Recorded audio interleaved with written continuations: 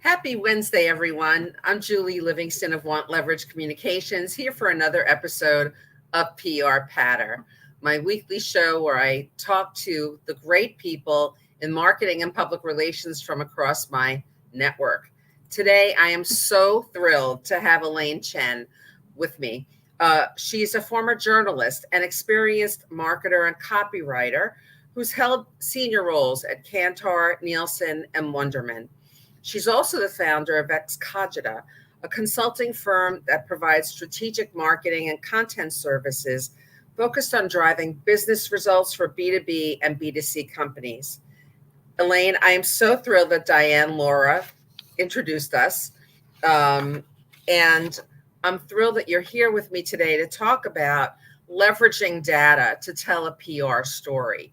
So let's start at the beginning. Why is Absolutely. that? I mean, this is sort of basic, but why is data so helpful in PR? Sure. And great to join you as well, Julie. Thanks so much for having me. Yeah, I think data is one of those things where, a lot of times people think, I've had this problem with many corporate leaders. Well, we have this great story to tell. Why doesn't anyone want to pick it up? And the problem is, without really some factual proof, it just becomes your opinion, your best practice case study, and journalists kind of get a very ho-hum feeling about it, right? But if you actually put in, some hard facts in terms of numbers, which numbers aren't always necessarily hard facts, but they certainly seem that way, journalists immediately feel that your story is a lot more compelling, it's a lot more authenticated, and it really makes the narrative that you're trying to share seem like fact and not mere opinion. So definitely, and it's more timely. It just has absolutely that greater sense of urgency and importance that elevates it from the Absolutely. pile. They get so many pitches on a daily basis. What the data can really make your story stand out. For sure. And in fact, back when I was working on the Kantar media side, I know I worked very closely with a great PR company, Dottie Brand, and Bill Dottie would always say, put the data point in the headline. Like, it's going to really make it sing so much more. And I do think, again, it can be challenging for some senior executives to go, well, it's not really about the data, it's about my product or whatever. But, again, I think it can't also just be about the data, but if you have a proper insight based on data, it's always going to be really compelling and going to really help you get coverage. So how does one get data to support their narrative, their brand story? Because it's not always readily available, right? You don't always have that proprietary research that your organization might own. So maybe you have some thoughts on that. Sure. And of course, it obviously is something which is a no-brainer for companies that are in the research space.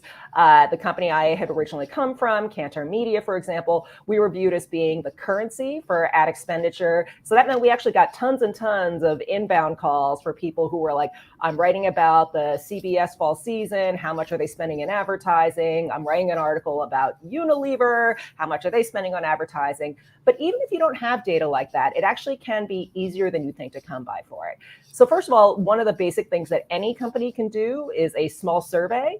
I do think you need to be cautious to make sure that your survey is fundamentally sound. Like, you can't just survey 10 people that work at your company, but with a relatively modest cost, and there's a lot of providers out there that can help you with it. You can simply ask a question about a key issue for your industry and use that as a jumping off point.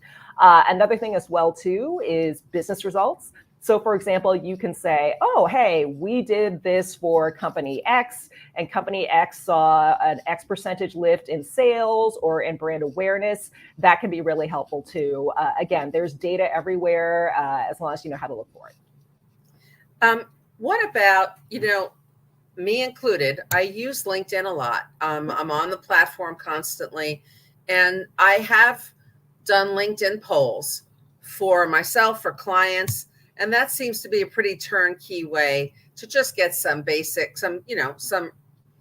insights and opinions from people on how they're thinking about certain issues. Would you agree? Sure. I think that's, again, a great starting point. I think you need to be careful about the methodology. So, for example, if you did a LinkedIn poll and you had 10 responses, you're not going to necessarily use that for a press release. But honestly, I have seen things, particularly if you're talking about a very elite audience. If you looked at, say, if you're trying to poll CMOs and you said, well, I spoke to 50 CMOs, I think a lot of people would consider that to be data points that are worth using.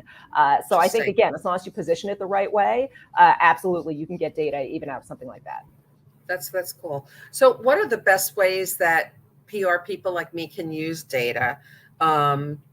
Because the numbers alone aren't going to be enough, right? You've got to really kind of weave them together. So tell me how you think, how you address that, and how you kind of pull together that story that's going to get a journalist's attention. For sure. Well, again, with everything, with trying to get journalists' attention, of course, it's always the who, what, when, where, why. And I do think that to a certain extent, those things apply to data as well, too. So I think, first of all, you need to clearly understand what your data is. For example, if you use an index, it's just a number. What does it mean to people to say that this company got a score of 20? Like, what does that score mean? How did you derive it? And how does 20 compare to other companies out there, right? So, explain what your data is, provide context for your data, and then explain what it means and what it's trying to tell people. So it's, not really enough to, again, just give some data points, but rather, oh, this shows that this particular area of the market is growing, or it shows that this particular kind of product can make a huge difference for companies that are trying to increase their sales. Trending can really help with that. We've seen changes over time. Journalists love trend stories. Absolutely. Forecasting is even better. What's going to happen in the market? And then finally, how does that data help people? What should you do based on those insights? What are some real advice that you can give to people based on what you've learned? I think all those different things will, again, create a really compelling story that's interesting to both journalists and readers. And then creating that narrative, that story narrative that's going to grab attention. I mean, you don't even have to be pitching it to journalists, right? This could be in a newsletter, an annual report.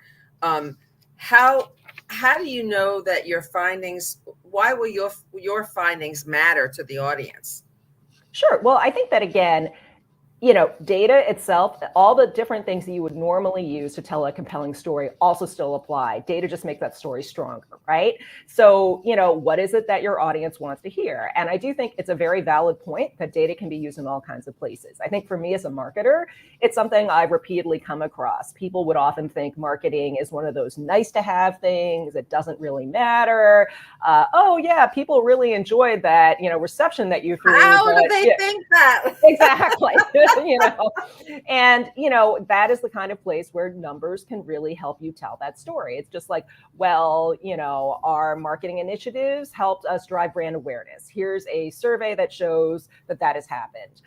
They helped change the perception of what our customers are thinking about us. Here's a, satisfaction survey that we did before we did this initiative and after. And of course, most importantly of all, here's some sales lift. Here's some real leads that we brought in. Here's some real revenue that came from it.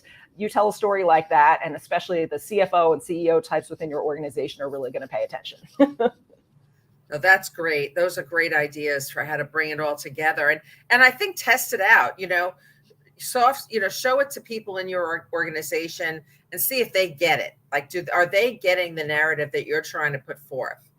Absolutely. So data can be confounding to a lot of people and seem very complicated. How do you take complex data and make it understandable to a lot of different audiences? I mean, obviously, the data that you use in an annual report might be somewhat different than the data you put forth to a journalist or to an investor. Sure. I think that, again, there's a lot of different things that you can do. So first of all, data visualization, I think, is really key. I think that, if you give somebody a chart with a lot of numbers, it may not mean anything to them. If you then show them a chart where you see a line trending up, they get it very intuitively, right? Of course, those charts can be misleading as well, too. I think you need to be careful about how you create them. But, a good data viz designer won't even just be happy with a chart that shows a line going up, right? They can come up with all different kinds of ways. I think Analogies can be the kind of thing too, like the sort of classic example you'll hear is, oh, it's XYZ number, that's as many as, 100 football fields, or going to the moon and back however many times, or whatever. That's, something that also can help. And then finally, that trending thing, right? Think about just a story that's in the news today when people talk about, all the issues that we're having with extreme heat waves. It's compelling on its own face to say that, oh, it's been like over 110 degrees for XYZ number of days. But if you then say, and this is the first time that this has happened in, ever since we started measuring this, or in 100 years or something like that, then people are like, wow, I really need to worry about this. So all those different things help. And again, I think the huge key thing is to really be comfortable with your data, to really believe in your data, and to make sure your data is solid from the ground up. So where are good places for people to see the power of data visualization? I think of the New York Times. I love all of the incredible graphics that they've been introducing. Sure. And I think they do a marvelous job of really bringing data to life in a very dramatic way, so that makes an impact. Other places that you've seen that really take data to another level? Sure. Well, there actually is, an organization, I believe it's called Information is Beautiful, that focuses on data visualization. And they have really brought it to the form of being a work of art. Like, I remember there was actually a poster that we had in the hallway when I was at Kantar, where it showed, for example, deaths during key world wars. And it looked like a field of poppies. It was, from a UK organization. And a larger poppy and how tall it was kind of corresponded to how many deaths occurred over how long a period of time. It was both, beautiful, but very austere and really compelling. The Guardian is another organization where I do think a lot of, key data viz artists have come from there.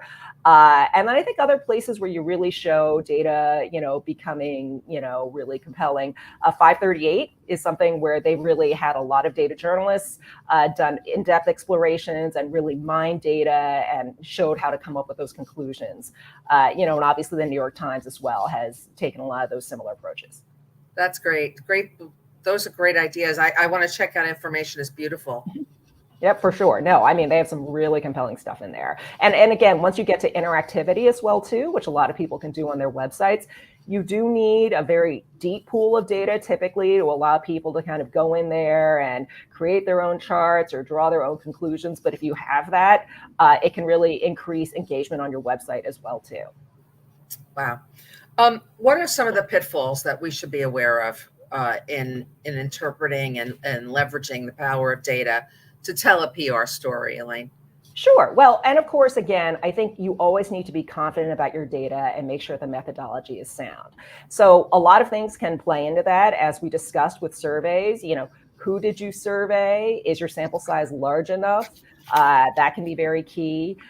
Sometimes, you might show this, impressive increase, but you didn't take into account all the factors. So, for example, if from, 2018 to now, you showed that this company had this huge lift in revenue. Well, we also had massive inflation during that period of time. So it actually might be that after adjustment for inflation, the revenues are lower, right?